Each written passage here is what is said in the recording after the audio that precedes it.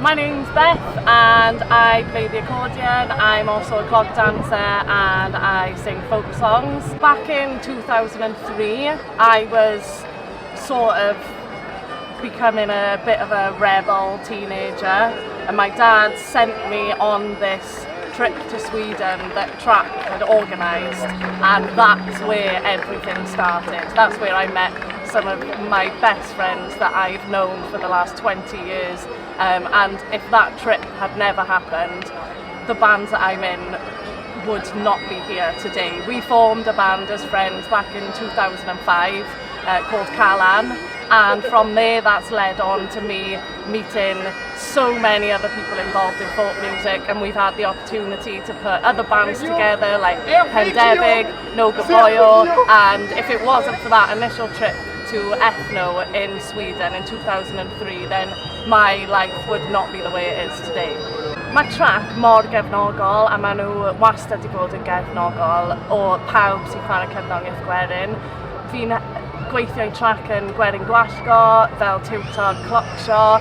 Fi hefyd yn ystod y cyfnod clo, wnaethon nhw roi cyfle i fi wneud gweithiau clocsio o'r tŷ. Felly mae Trac yn chwarae rhan enfawr yn fy mywyd i fel cerddor.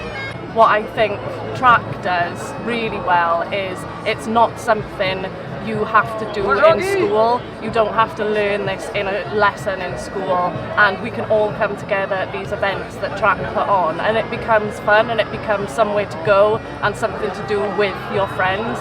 And the fact that Welsh music is travelling all across the globe because of those events is incredible. Mae'n really bwysig bod pobl yn cefnogi Trac. Mae cerddoriaeth yn gallu newid bywydau pobl, so bywyd fi yn hollol wahanol.